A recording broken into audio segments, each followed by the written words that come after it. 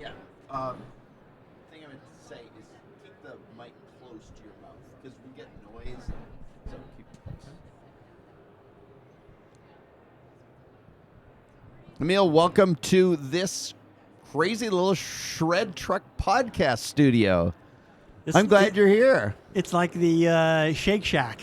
So I really like this. You know, the B-52s had that tin roof, rusted. All right, there it is, the tin roof up there, and we can't see it on the camera, but and what you can't see, what nobody can see, and I wish they could, but because of the way the cameras are set up, is the camera looking at me. Underneath the camera is a Regal rollaway, a shred console, a little tiny shred console that has wheels on it, that you brought out last year that I'm really excited to say has been supporting the podcast the whole time. It actually has physically been supporting the podcast, which is really great. Yes. And I want to make sure that you know that you were part of that development. Well, thank you. Putting it on the casters and making sure that we took a little bit of fun, try to have a little bit of fun with that. And when we say, you know, in the bottom of it, it's lasered on. Hey, fill me up. Fill me up.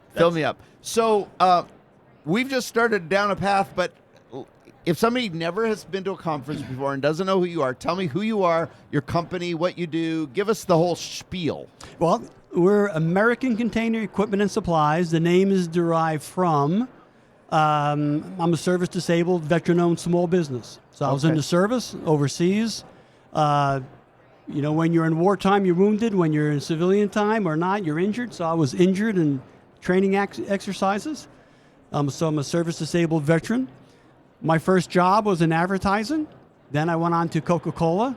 Was there for New Coke, Old Coke, Cherry Coke. Went to Coca-Cola. Became a Wendy's franchisee with other Coca-Cola people. Some issues happened there, and we kind of split up.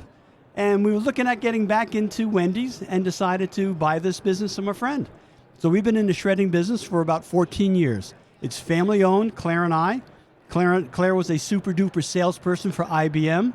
And so she runs a lot of the logistics side of it, finance. I do a lot of fulfillment and the marketing side of it. And so we're a pretty good team because you live together, you work together, you sleep together. We have one cardinal rule. You cannot talk cash flow at bed. Yeah. Well, my wife and I, Becky and I, we have very similar rules. We also agree, but we have another rule, which is you can't talk business on carpet. Anywhere there's carpet, you can't talk business. I like that. And generally, that's bedroom, that's living room. Places that have carpet, we can talk about it in our offices. We can talk about it in the kitchen.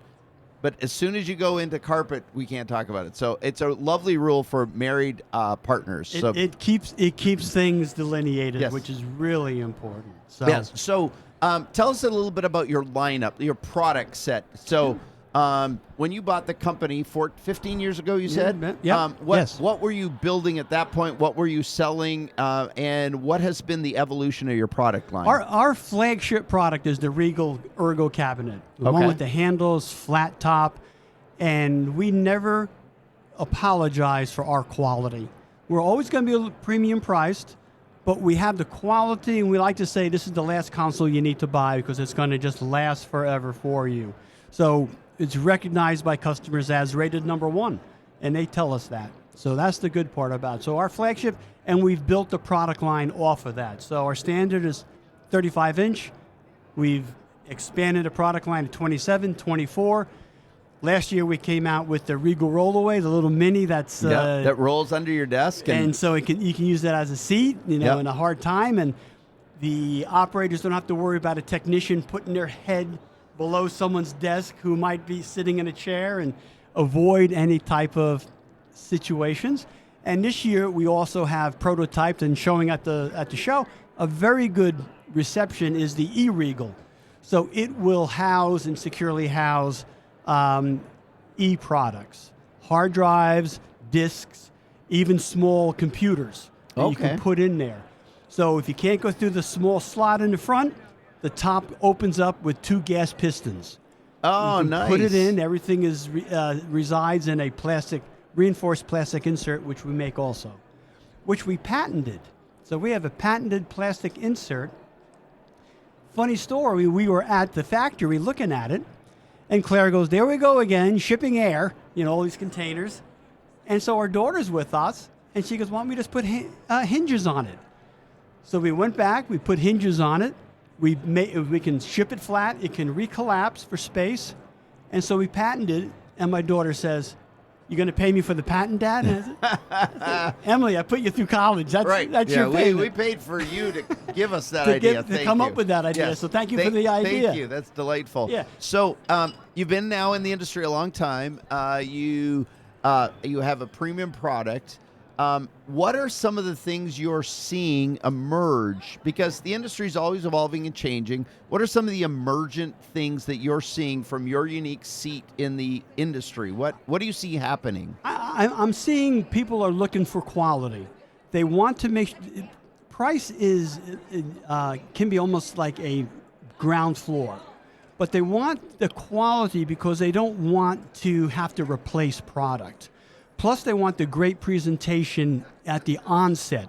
They've done a good job. They've run really hard to sell that piece of business, and they don't want to put in something that's going to be inferior. So they really want a good quality product that goes in and represents their value. For example, we never wanted to do a cardboard insert.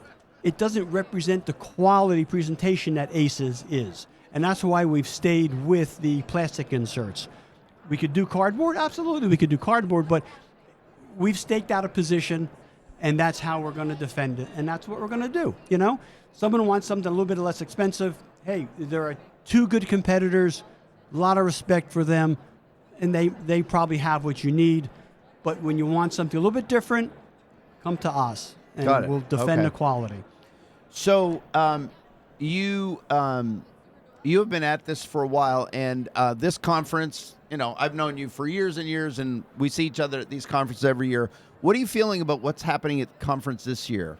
What's unique to you this year? I see more people coming, different faces. You see the stalwarts of the industry, which is great to see because you need the background.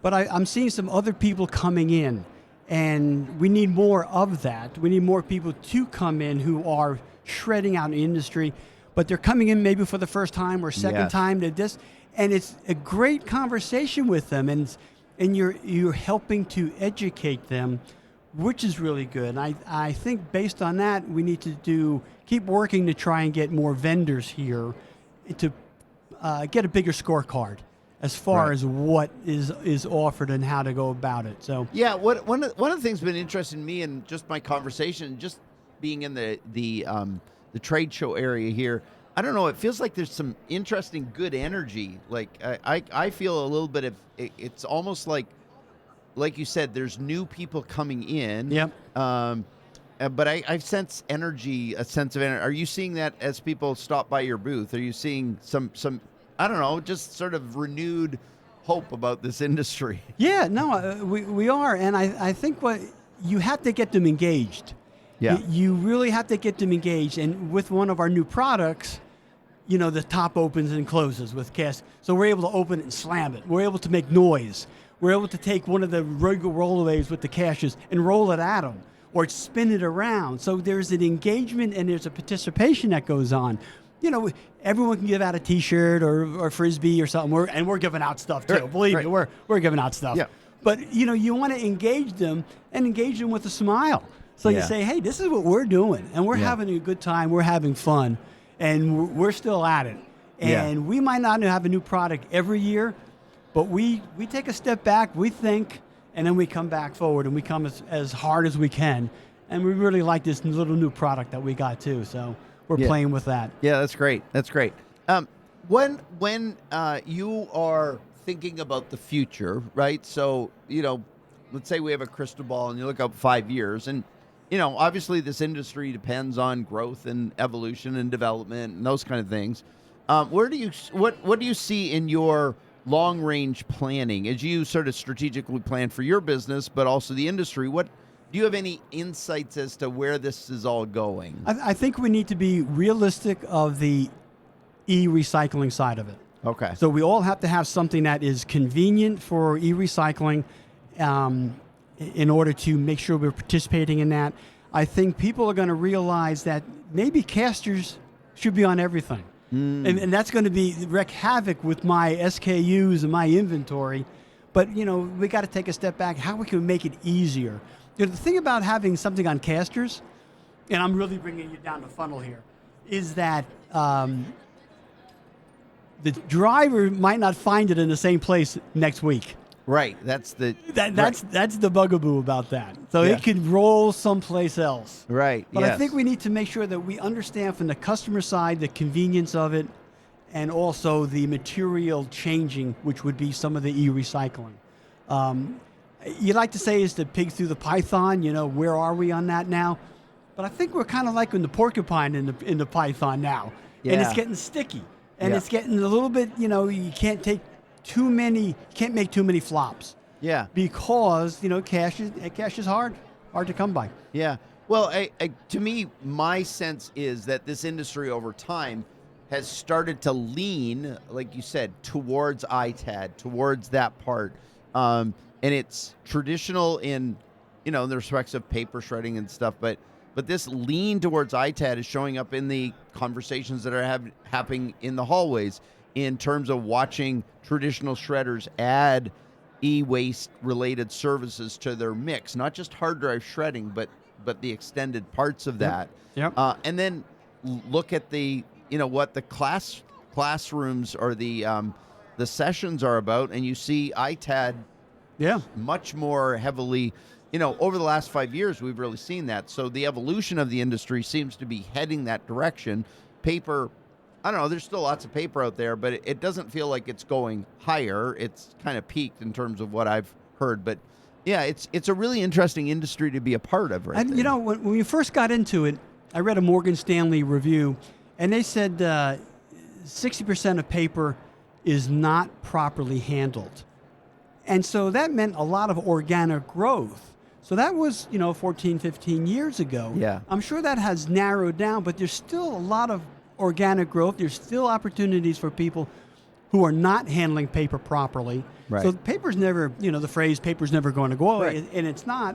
But it's still, you have to watch how your product mix is out. And that's what we're trying to do. We're trying to manage our product mix. We're probably a little bit heavier in our intellectual property on the cabinet side than we are on the cart side. We rely on others for carts, other distributors. We're not going to go out and build our own cart. We don't have the knowledge or core competency in chemistry to make sure my carts have this or that. I rely on those cart manufacturers. Right. We lean a little bit more because we have a little more expertise in that. Plus, we've staked out the high ground, and now we're on the top of the mountain throwing rocks at other people because we've staked out that position. Right. What do you particularly love about this industry compared to your previous industries? I like the camaraderie in this. Yeah. I see the camaraderie, and people will help each other. Yeah. You're not going to find that in fast food, because you might go down the block and steal someone's employees, and vice versa. It comes around like that. And in Coca-Cola, it was fight to the death with Pepsi and Coke. Right. Blue and red. Here, there's much more commodity. Oh yeah. You can. Someone asked me a question. If I don't know the answer, I know several resources where I can reach out to, and/or that resource will call that person who wants a question answered. For example, there's a new customer down in Arizona. He's trying to figure out where to dump paper. I know a contact. He says, absolutely, I'll take the paper. And he sees the benefit for him. But it's really that internetworking that surprises me on the positive side. Yeah. And you can stop someone to ask them a question, and they'll give you time and give you an answer.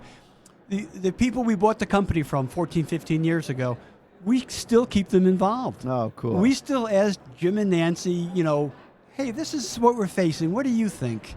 Beautiful. We still use them as a resource. Jim still gets me boxes at the local supermarket, at the local Kroger, because he has certain flour boxes that are great for shipping spare parts and wheels. And so nice. Jim is involved, and I'll say Jim every couple of weeks. And so good. It's a good industry. The networking is natural. It's a natural networking, and people want to help. Yeah.